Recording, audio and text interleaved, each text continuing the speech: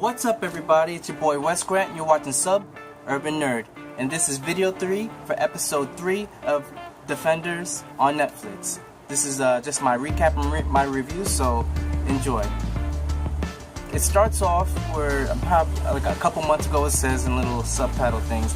And you know, Sigourney Weaver's character, her name is Alexander, and I'm going to use Alexander from now because I don't want to keep saying Sigourney Weaver as Alex, whatever. So Alex is sitting in a restaurant like a boss, by herself, like regular, probably, it's like one of those niche restaurants that probably if you go to New York and try and get a reservation, they ain't got none, and they only hold like maybe 3 tables, but she's sitting in there by herself eating some food, and I'm starting to think that maybe, like, she's such a boss that she pretty much doesn't want to be around anyone when she's doing anything. Like, if she wants to see a Yankees game, she's probably going to be up in the stadium and like front row seat, and the Yankees going to be playing just for her. Like, I think she's got that much clout. But going past that, it skips over to in that same scene, the guy they call White Hat rolls up and is like, we have the Black Sky.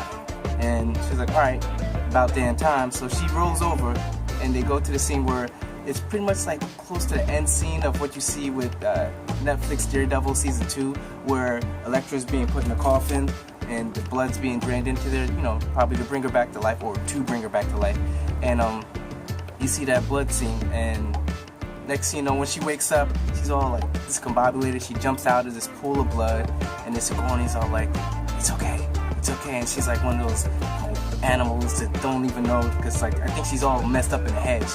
I think from what I'm hearing, it erases everything and pretty much starting over from new, but your instincts, your fighting skills still stay intact, and they can kind of brainwash you into whatever they want you to be. So she goes and walks into like this little place after she tells her nothing, just that she's the one that she's been waiting for, and shows her all these weapons. And then it goes into sort of mini montage, but not so much, just scene after scene of her training. So they show her fighting against a guy with a bow staff, and she's fighting with these 2 sticks, and then they're going, she's getting her ass hit a couple times, but then she catches on real quick, bam, knocks him out. Next scene, it's 3 guys, you go at her, boom, boom, boom, she takes him out. Next scene, 6 guys, she goes around her, and then she does the whole thing with the same sticks and knocks them all out, and then right at the last guy. And then the 9 guys. This is where I kind of feel sorry, because I'm like, the guys beforehand, I guess because they didn't have sticks, so there was no reason to kill her, but the next guys, the 9 guys that they put up against her to test her, because Alexandra is like, she's ready, and they all have knives or swords, and then they go out, and then the lights go out, you just hear a bunch of noises, and then all of a sudden, everybody's dead. And this is where I'm like, man, I kind of feel bad for the 9 guys, because the 6 guys, if you're always, like, you know, like if they have the group of people that's supposed to test them, so you already know, oh, thank God, dog, I'm in group number 3. I'm good. I don't have to worry about no one killing me. But if you're group number 9, I mean, you have the intent to kill the person, but if they're badass, you're gonna get killed. So if you're in group number 9, like, I bet you group number 9 is the one that gets switched out the most. Meanwhile, the same groups from like the first guy, the 3 guys, and the 6 guys are like, whew, yo, I hope I never get a promotion to group 4 with the 9 guys, because it's over. But so that's what happens, and then that's when Alexandra gives her signature red kind of outfit. Then it goes. Next scene is over where Alexandra's walking over and Stick is stuck on the pole with the handcuffs. And I tell you, man, Sticks is just like, when I say badass, like, yo, this dude don't care. He ain't afraid of nothing. There ain't nothing that's gonna get him his heart palpitations. Nothing's gonna get this dude like flustered. Let's just say that. And she's straight up saying like, yo, it's over. You lost. And he was like, yeah, so you think?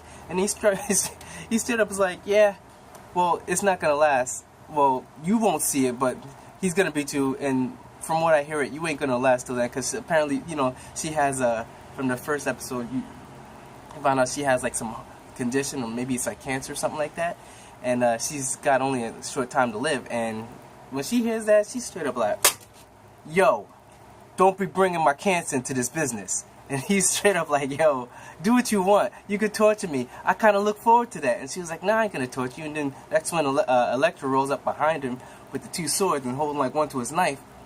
And then this was, I'm like, yo, this dude, nothing phases him. Because he straight up headbutts her, takes a sword, slices off his hand, then, I don't even know, like a ninja. And then you see that the vents open, like how did he jump up with, did he jump up with the hand, with the one hand, pull off the grate, then jump up and climb and sit, like, yo, and this is in such a short time. So he escapes from them, of course. But, the next scene is pretty much like, it's Matt, where it leaves off where, Matt shows up to, you know, defend Jess as far as a lawyer, and she's rude like usual. She doesn't do nothing, and he tells her that Foggy sent them, and she's like, F off, don't really need you. And he was like, well, they can't hold you, so okay, so be it. And he's asking her like, yo, what really happened? No matter how strange it is, just let me know, like, what happened. And she was like, I ain't telling you ish. So that's where that was left off. Then it jumps over to Luke. He feels bad because in the end scene of episode 2, he kind of leaves the kid and he gets arrested. So he kind of feels bad, and then he's telling Claire about what happened. And then he tells her that, yo, my jaw hurts or whatever, because, yo, he got clocked. Like, some dude just straight up doloed him. And she was like, who could dolo you? And he's like, yo, this little skinny white dude with like some blonde hair, and I think his hand was glowing. And she was like, wait, pause, I need to make a call. And he was like, yo, who you call? Next thing you see them both, Iron Fist and Luke Cage, in a room. And he was like, yo. And then they start a little bickering back, like, you hit me, man. And he was like, you hit me first. Like, yo, but you put some glowing fists. But like, yeah, but you was smacking me around like a little kid. And he was like, they were like, yo, stop. Both of you on the same team. And then that's when, like, Iron Fist, starts to explain, like, how he gets his thing. And Luke Cage ain't trying. He was like, yo, that sounds ridiculous. And he was like, yeah, but no, for real, I'm an immortal Iron Fist, which is something he kept saying in that show that was annoying the crap out of me. But regardless of the fact, they jump past that, and Luke straight up tells him, like, yo, you have the power, you're fighting a little man, why don't you go for the big man? You know what I'm saying? That's what I did. That's how I did it. You know, I ain't go for the little small dudes, which he sort of did, because he was like, but, you know, smacking them around, going through, like, Luke Cage, he's kind of a hypocrite, because there was no distinction when he was going after, you know, Cottonmouth, you know what I'm saying? He was taking everybody down. There was no distinction of whether these kids were fighting or whatever. But I guess if they're young teenagers, he was holding back or something. I don't know. But then Jess, it goes over to Jess talking to the family of the lady, the husband that killed himself, and trying to find out some information. She's like, I don't know. All I know is he was working at this firm, and he, you know, he designs all these buildings. So, and then she dips off. Then she's followed by Matt. She can kind of sense that Matt's following her, so she dips off, which I'm thinking she went around the corner and then did her jump floaty thing, and then that's how Matt lost track of her, and then she was following him, and then he sensed it, and then he ran in the alley and then did some jumping thing, going up the ladders or whatever, and then she took out her camera and took some pictures right before he dipped off, so she had some evidence. So then you got Luke goes to the jail and talks to the kid that got locked up, and like, he's like, yo, just tell me the information. And then the kid's like, I can't tell you, like, all I know is just get some lotto tickets and send it to my mom and say that I love her. And he was like, yo, I guess the kid knew that, yo, it was already over for him, it was done, and if he told him any more, they might go after his mom. So I'm thinking that's maybe why he was trying to be, but like, he was being subtle. He was telling him, yo, get her lottery tickets, because apparently he's the only one that puts it up high. So, and then that's when it jumps over to Danny. He decides to use his power and listen to, like, Luke Cage or whatever, and use his business to go and find out what's going on with the hand. And jumps back, you know, she's using her charm after the information that she got from the wife to go into the business and find out exactly which building that this guy designed, the last building he designed.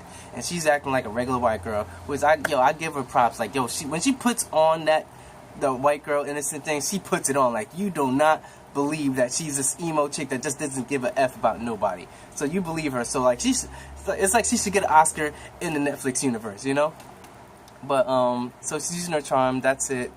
And then Luke, he takes the tickets to the mom, and then the mom's like, oh, he's been doing it since he's been 8, and I found out that he was using his lunch money or something like that. So, and then she was like, yo, just put it over in there, because I can't put it up. He's always put the tickets after I scratch them inside the little box up on top. and then that's when Luke Cage goes into it, realizes that there's this address, whatever, for in the name of the company, to where the kid kind of maybe was dealing with the hand. So and then he goes off, and then that's when you show Stick. Stick shows up at Colleen's dojo, and that was kind of brief, but he was like, "Yo, where's the Iron Fist?" And then that was the end of that scene. And then Danny rolls up.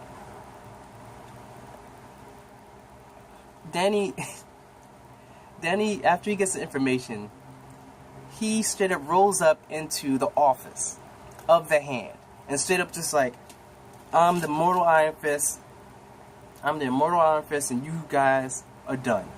It's it. I know you guys. I know your faces. It's over now. You might as well give up. There's no way you're 20 guys and your huge company and your warriors can beat me. I'm the Immortal Iron Fist. So you might as well just give up right now." And then that's when Sigourney Weaver rolls up behind him, hand on his shoulder, and was like, "Yeah, little boy. We've dealt with the Iron Fist before. We've dealt with the Iron Fist, and you know, you're not a big deal." That's when a lady that walked him into the room pulls out a gun right behind his head, and he was like, bam, elbows the chick, rolls up, catches her behind, and holding the gun. And then that's when Sigourney's like, "Yo, you can hold her as a hostage, but my guys are gonna just mow right through her just to get to you." And then that's when all the dudes around the table get up with these sticks or whatever. Then she straight up goes like, "You're the Iron Fist, but we've already killed an Iron Fist, so you're nothing different." So that's why I was like, damn, yo, she's been around, like, I don't even know how long. It's like they make it seem as if she knows all this knowledge. I don't know if she's just smart, or if she's just been around for that long, or that old, or something like that. So I don't know, maybe she's been brought back to life once, and it's running out, so I don't know. But that's when you hear Matt's downstairs and runs into Jess. He hears a gunshot, takes a scarf, runs off on his own. Danny, he starts whipping all these dudes' asses, and he's just fighting, and just like, the choreograph is a lot better, and the dudes are shooting tranquilizer darts, and he's like shooting the other dudes with darts and stabbing them with the darts, and then he gets pinned. And then that's when Luke Cage busts in with his music, soundtrack behind him blaring, and they all both start fighting together. The guys come into the room with the gun, and Luke Cage jumps in front of Danny, and then they start shooting him, and the bullets start bouncing off. Then they start fighting. Then that's when you see Matt meets up with Jess coming up off the elevator, and then that's when Luke busts through the wall, and then they took care of the guys in the room. And then that's where this hallway scene that you see in the trailers, where they're all fighting or whatever, happens. And it looks really good, and I like it. It's really good, and they're winning. And then that's when, after they're done, like, Matt's like, "Yo, I sense something." And then that's when Elektra shows up and starts fighting Matt. And like, he's holding his own. He's getting hits off on her, but then she gets one good hit, knocks into like a bookshelf, and he's done. And then that's when he sort of realizes that it's Elektra. And then that's when she pulls out the knife, and she's about to kill him. Iron Fist jumps in, breaks the sword, knocks her through a wall, and then, like, that's how it pretty much ends. And then they all go get on the elevator, and then the scene ends, cut. That's what it is. So that's my review, my recap. I would give this probably like a B+, definitely. It was better than the other two episodes. And like, subscribe, Patreon, Kickstarter, Twitter, all that information down below. And please join me on the next video, episode 4, Netflix Defenders. Alright, catch you guys later. Alright.